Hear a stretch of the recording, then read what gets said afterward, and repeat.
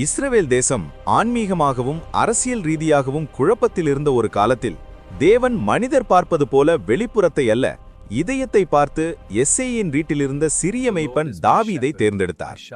வயலில் ஆடுகளை மேய்த்துக் கொண்டிருந்த அவன் கர்த்தருக்காக பாடி சங்கீதங்களை இசைத்தான். சிங்கமும் கரடியும் தாக்கியபோது தேவன் தந்த வல்லமையால் அவற்றை வென்ற அனுபவம் அவனுடைய விசுவாசத்தை உறுதிப்படுத்தியது.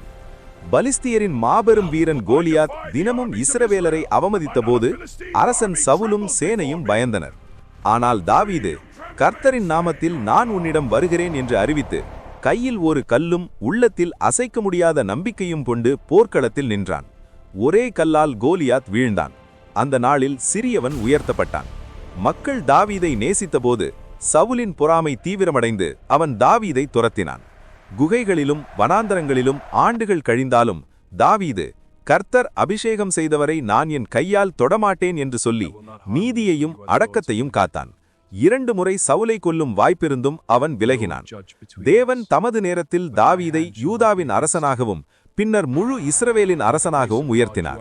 எருசலேமை கைப்பற்றி ராஜதானியை நிலைநிறுத்தி உடன்படிக்கை பெட்டியை மகிழ்ச்சியோடு கொண்டு வந்தான். ராஜாவான பின்பும் தாவீது சோதனைகளில் விழுந்தான். பத்சேபாவுடன் செய்த பாவமும் உரியாவின் மரணமும் அவன் வாழ்க்கையில் கடும் காயத்தை ஏற்படுத்தின.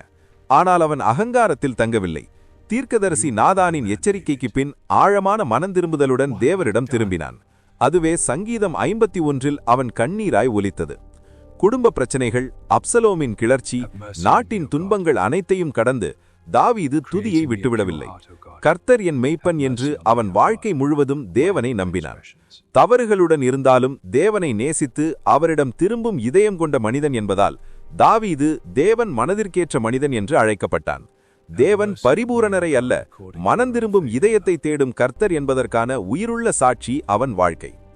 கர்த்தாவே, தாவீது போல உம்மேல் முழு நம்பிக்கை வைக்கும் இதயத்தை எங்களுக்கு தாரும்.